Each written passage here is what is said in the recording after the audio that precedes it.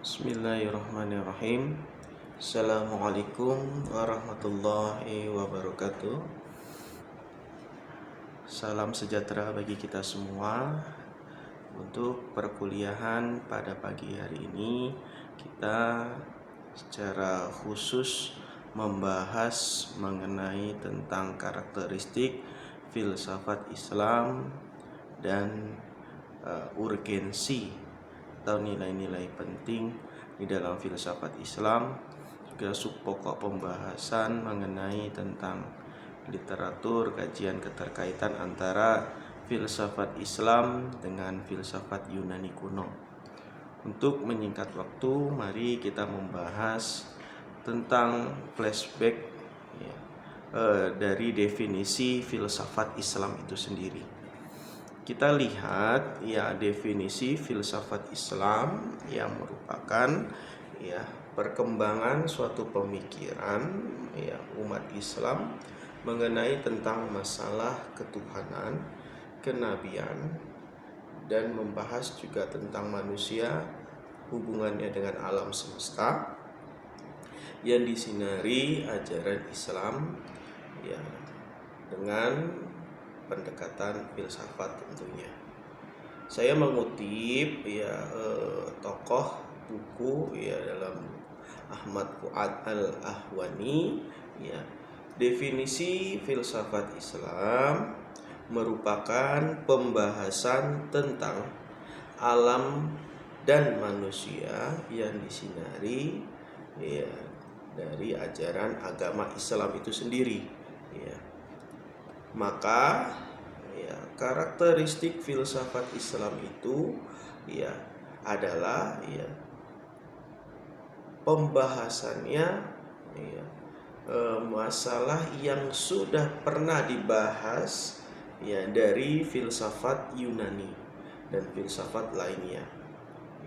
Dari pokok pembahasannya, objek secara materinya sama seperti filsafat lainnya, yakni masalah Tuhan, segala sesuatu yang ada dalam pikiran, ada dalam kenyataan, dan ada dalam kemungkinan. Seperti dalam bukunya tadi Pak Fuad, terdapat pembahasan mengenai alam, manusia, dan kehidupan ruh. Akan tetapi disandarkan karakteristik ciri khas yakni penyelesaian dalam filsafat Islam itu berbeda dari filsafat lainnya, karena para filosof muslim mengembangkan dan menambahkan ke dalam pemikiran mereka sendiri yang dikolaborasikan dengan agama. Itu catatan penting, karakteristik filsafat Islam memiliki persamaan dari objek material dengan filsafat lainnya, namun tahapan penyelesaian dalam filsafat Islam yang menggunakan pendekatan agama sebagai suatu penyelesaian, lalu dieksklusifkan menjadi tataran kepemikiran para filosof muslim.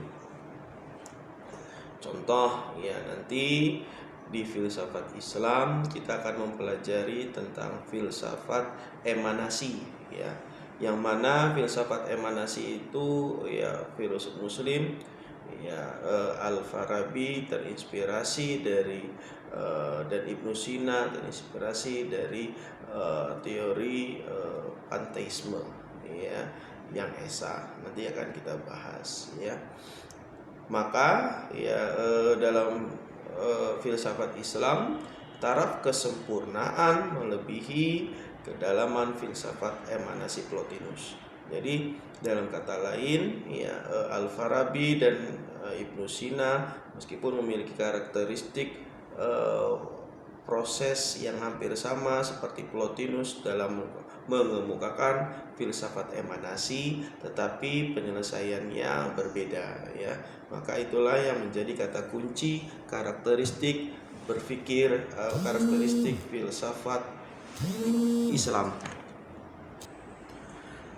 Dari pihak lain, ya saudara-saudara, filsafat emanasi yang dikemukakan dalam rangka menyatakan ya bahwa yang esa ya the one, sedangkan ya selainnya adalah dari yang esa, panteisme. Ya, maka ini tentang pelajaran filsafat emanasi. Maka para filosof muslim seperti yang dikemukakan oleh Al-Farabi, ya di sini dimaksudkan ya Al-Farabi atau filosof muslim untuk menghindarkan arti banyak dari sang wajibul wujud, yakni Allah Subhanahu wa taala sebagai Rabbul Alamin, sebagai Tuhan semesta alam.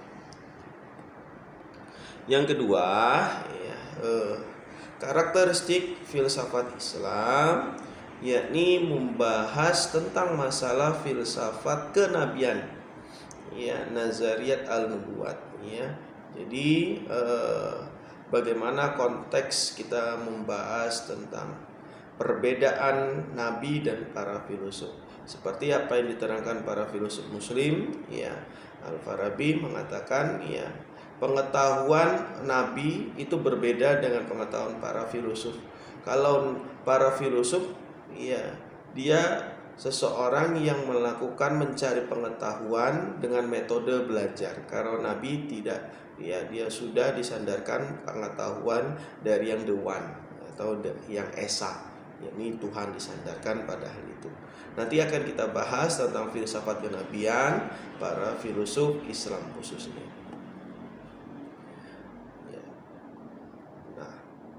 Dalam filsafat kenabian, ya, pendapat ya Al-Farabi ya mengenai nadariyat al-nubuwat, ya filsafat kenabian, ya bahwasanya nabi dan filosof sama-sama mencari kebenaran, ya, dari sumber yang sama, yakni akal pikiran ya, manusia, ya akal aktif, ya yang dapat berpikir, yang dapat menyelesaikan masalah.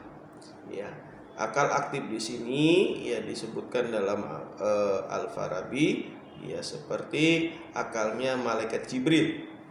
Akan tetapi dari segi teknik para filosof berbeda dengan ya nabi. Ya. Kalau para filosof melalui akal ya yang melakukan pelatihan, sedangkan nabi ya dengan akal ya hadis yang memiliki daya yang kuat, al-qudsiyah, jauh kekuatannya ya yang diperoleh dari akal para filosof. Ya tadi apa dikemukakan oleh Bapak, ya nabi disandarkan langsung ya kepada Sang Pencipta.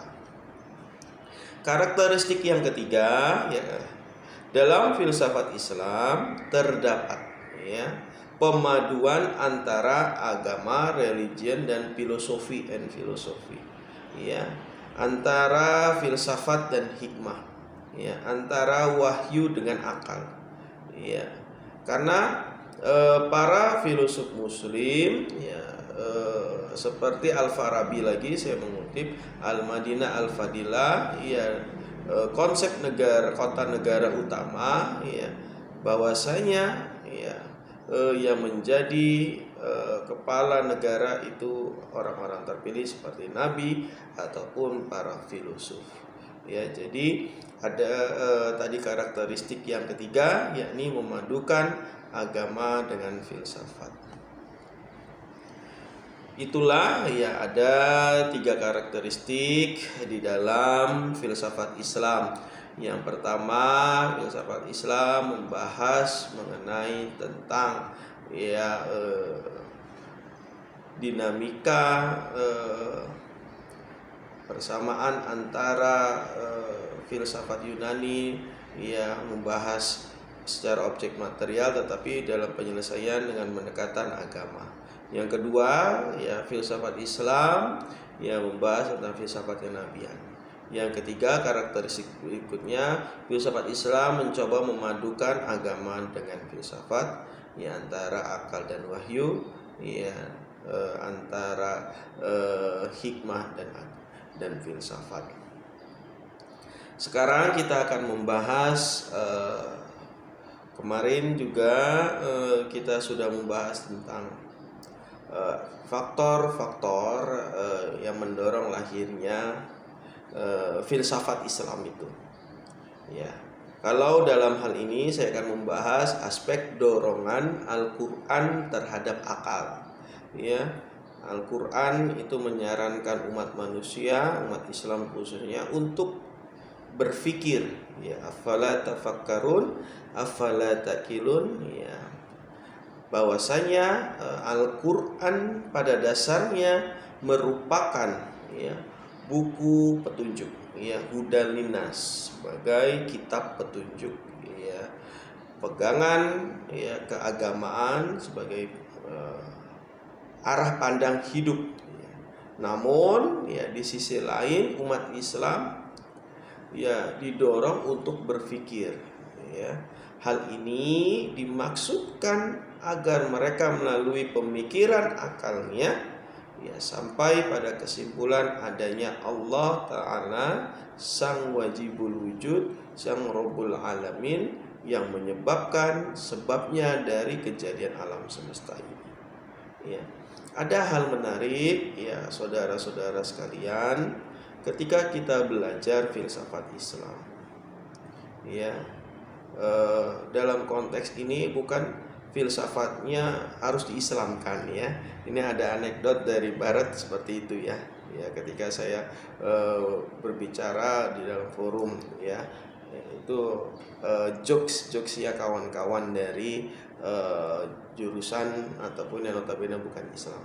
Artinya di sini Anda harus bisa memahami, ketika kita melihat segala sesuatu, ya, di alam semesta harus kita sandarkan kepada Sang Khalik, ya. Maka ada batasan-batasan dalam filsafat Islam. Apa Pak batasan filsafat Islam? Ya, ini yang terangkum dalam hadis qudsi, ya. Tafakkaru bi khalqillah wa tafakkaru bi zatillah. Janganlah sekali-sekali engkau memikirkan tentang zat Allah, ya, tetapi engkau pikirkan apa yang aku jadikan, yakni alam semesta. Ya, ketika kita mulai menginterpretasi, merenung, ya, berpikir tentang apa yang kita lihat, contoh dalam keseharian kita, ya, ketika terjadi, ya, setelah hujan akan muncul, ya, fenomena alam, ya, meskipun tidak sering, tetapi ini keajaiban Tuhan, ya, keajaiban Allah, ya, kuasanya Allah, ya, terjadinya pemantulan atau pembiasan dari sinar cahaya secara ilmiah yang mengakibatkan menjadi sebuah rainbow, ya, atau pelangi, ya. Artinya secara logika, ya, ketika manusia bereksperimen, ya, mengenai tentang terjadinya secara ilmiah pelangi tersebut, ya, ketika kita mengambil sebuah sorot sinar, ya, bahkan dalam secara ilmiah diturunkan atau diteteskan beberapa air hujan, sinar tersebut ditutupi dengan beberapa lapisan-lapisan, mungkin tidak kita akan menjadi sebuah pelangi pada sebuah eksperimen kita, belum tentu, ya. Artinya, ya, kawan-kawan di sini, ya, meskipun saya tidak menolak secara ilmiah terjadinya pelangi karena pembiasan ataupun cahaya tersebut, tetapi di sini kita harus melihat, ya, kita sebagai manusia yang berpikir itu merupakan sebagai sebuah fenomena alam yang mana Tuhan membuktikan tentang kuasanya. Itulah makna kita belajar filsafat Islam, mengetahui tentang hakikat yang sesungguhnya dari alam semesta ini, mengetahui tentang hakikat diri kita, ya. Maka dalam konteks ilmiah ya itu diperkenankan untuk menjelaskan hal-hal yang tidak dijangkau oleh akal logika, namun secara saintifik itu dijelaskan oleh ilmu pengetahuan ilmiah. Maka dalam beberapa kesempatan ini ya kita akan mempelajari juga tentang ya, objek bahasan filsafat Islam ya, terangkum dalam 3 aspek, yakni al-wujud, al-ma'rifah, al-qayyim ya. Al-wujud ini berbicara bagaimana tentang ontologi, al-ma'rifah itu adalah epistemologi ya, dan al-qayyim aksiologi, sama seperti filsafat ilmu, tetapi pada tataran filsafat Islam hanya perbedaan nama saja. Al-wujud, al-ma'rifah, al-qayyim ya.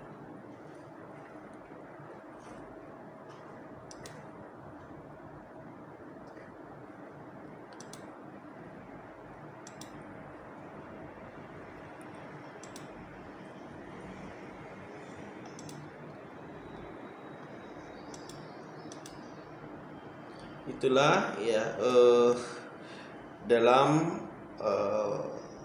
pengantar filsafat Islam ya dalam pertemuan hari ini ya. Mungkin dari penyampaian yang dapat saya sampaikan ya, mutlak kesalahan hanya pada diri saya dan kesempurnaan hanya milik Allah. Itu saja yang dapat Bapak sampaikan. Wallahu muwaffiq ila aqwamit thoriq. Wassalamualaikum warahmatullahi wabarakatuh.